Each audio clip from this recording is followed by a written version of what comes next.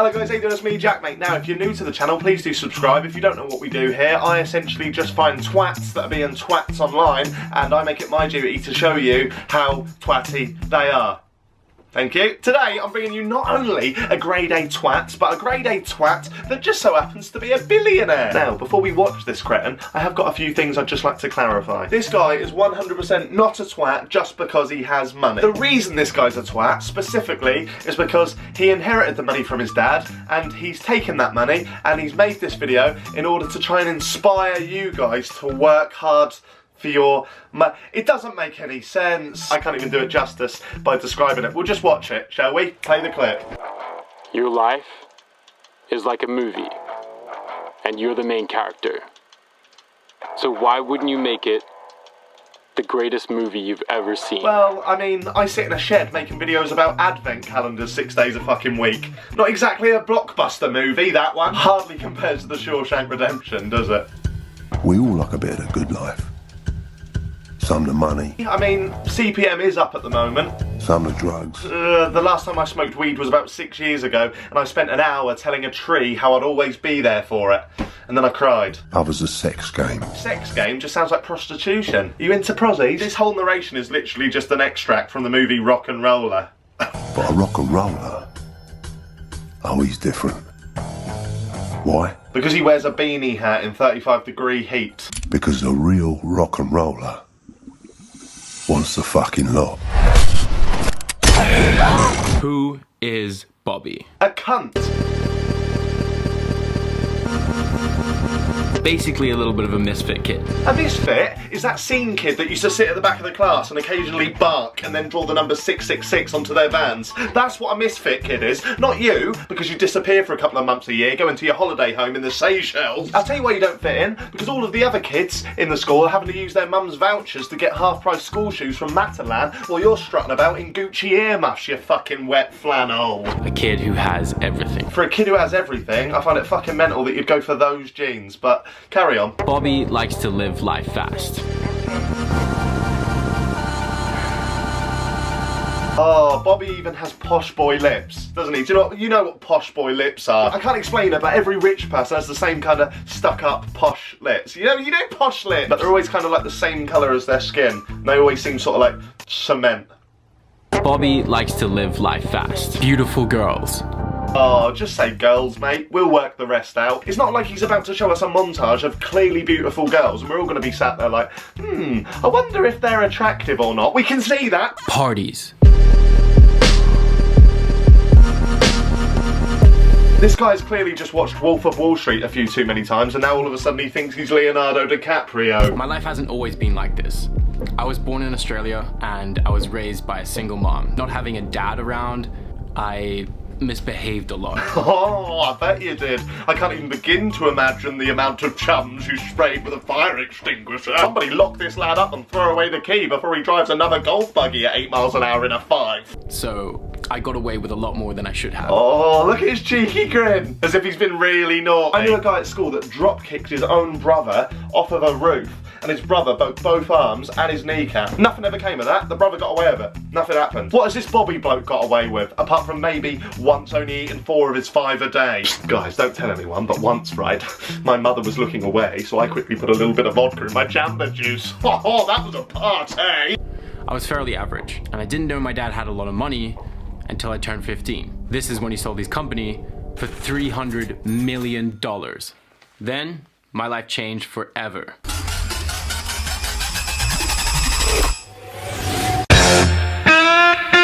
I moved to Europe. In order to really tell an underdog story, you'd have to show like all the shit bits, like the shit beginnings, and now look where you are now. You've got this luxurious lifestyle. You've made it. This guy started this video by saying how he lives fast and he shags beautiful girls, and then he put in a little bit about how he was a little bit naughty at school, but now look at him, he's living fast again and he's still shagging beautiful girls. What is the point of it? I don't get it. What are we supposed to be thinking as viewers here? Are we supposed to be sitting there doing a slow clap, having a tear come out of our eye like, oh, he's overcome so much adversity?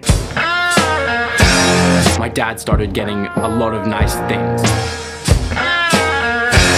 We got a villa in Saint-Tropez. He's just listing all the stuff he has.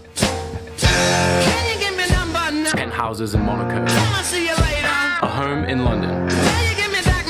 Super yacht. With emphasis on super, it's not just a yacht. I'm not, I've got a super yacht. Private jet with our family name on the tail number. Bring the paper. I mean, those things are all well and good, mate. Yeah, well done to your dad. But you're not truly rich until the moment you can afford to buy an Ollie White hoodie outright without having to pay in instalments.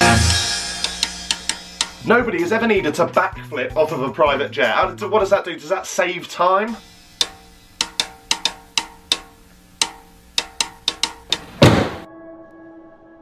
I've always hated how just because someone is born into a family of wealth, people automatically label them as a spoiled brat. Oh, shut up! And to prove the point that I'm not a spoiled brat, in this segment, when the title Stereotypes pops up, I'm literally gonna use the sound effect of a door closing on one of my many supercars. I'm not spoiled, I swear. Yes, my dad has a private jet, and I love flying in it. Yes, my dad has a mansion and cars, and I love making videos with them. But I have never pretended that those things were something that I earned. Okay, fair enough. Yeah, you might actually be clawing back a little bit of decency right now, so I'm all ears. Speak to me, Bobby. This is why I have the ambition to work hard enough to achieve a successful life of my own. I mean, Bobby, if you truly want to break that stereotype, mate, yeah? Little word of advice for you. I wouldn't mention the 10 houses in Monaco. Just say 4. Be humble. And break the stereotype of all rich kids being lazy, spoiled, and relying on their trust funds. If I was going to survive in this world, I needed 2 things. 1, discipline. 2, friends in high places. So I was sent to one of the world's most elite boarding schools called Millfield. A school attended by countless athletes, bankers, CEOs, politicians, royalty, millionaires. So he's saying that he's going to break his father's clutches and he's going to be successful on his own right by putting in lots of hard work and effort into the thing that he loves. And he's going to start off by doing that by going to the world's most elite boarding school. Oh, started from the bottom, now we're here. Even the pop star, Ella Eyre. And then there was me, a delinquent, rebel, outsider, misfit. Oh, we can see he's a bit naughty. Like, there's proof that he's a delinquent because he's put 2 middle fingers up and he's wearing a leather jacket. Oh, delinquent. You go to boarding school, mate, yeah, and you think playing water polo is a great bit of bants. Yeah, bikers wear leather jackets, don't they? Like biker gangs and stuff. Yeah, they do, mate. Yeah, but their jackets aren't fucking Prada. But this time, I wasn't alone. There were many other kids just like me. We'd all been sent there for reform. Sorry, I know I keep stopping it a bit too much, but sent there for reform. Can we just analyse that a little bit? It's Millfield Boarding School in Somerset. It's hardly a fucking borstal, is it? A borstal, by the way, for those of you that aren't familiar, is like a juvie, where like young offenders go instead of prison. They get locked up in a borstal, right? And I didn't know if I was pronouncing the word borstal right, so when I was making this video, I had to Google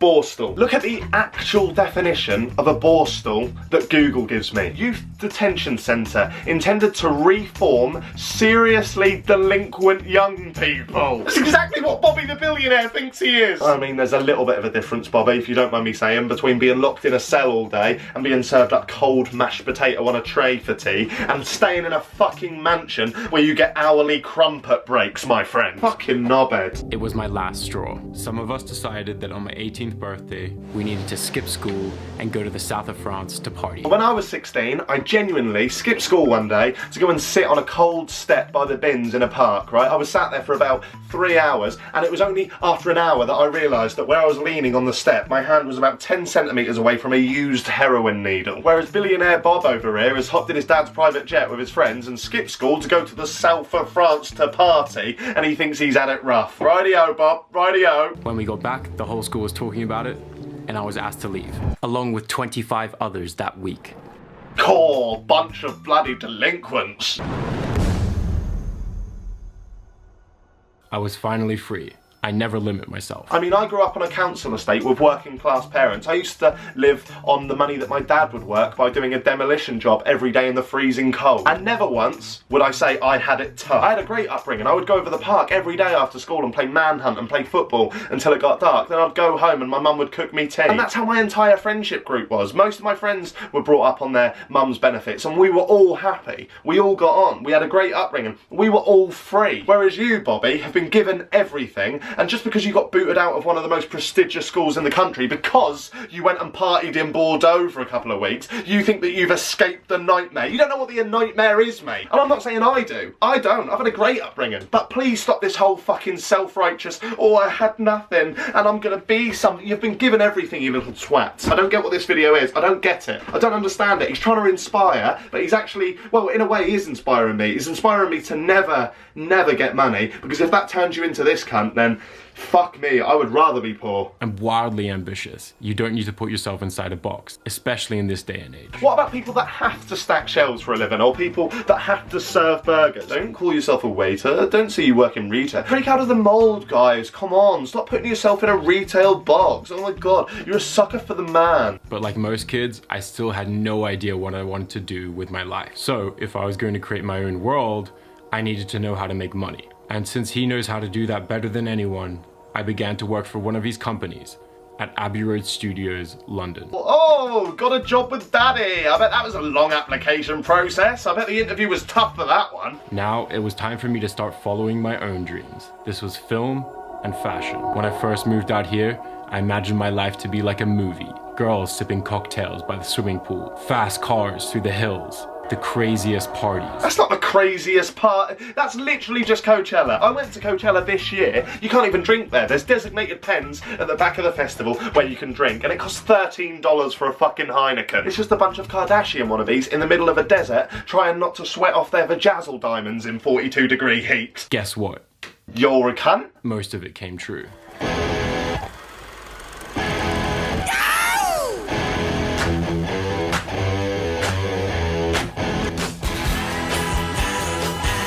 Oh, kicking an inflatable unicorn. Rock and roll, baby. Yeah, I'm just waiting for the coloured smoke flares. There we go. You bloody rock and roll, you bloody delinquent, you. Anyway, I can only hope my story has inspired you to follow your dreams. So leave a comment and let me know what you think, because it means a lot to me to understand how you feel. And subscribe, because I still have a lot of crazy stories to tell and create. Twats. Oh, nothing's gonna stop me.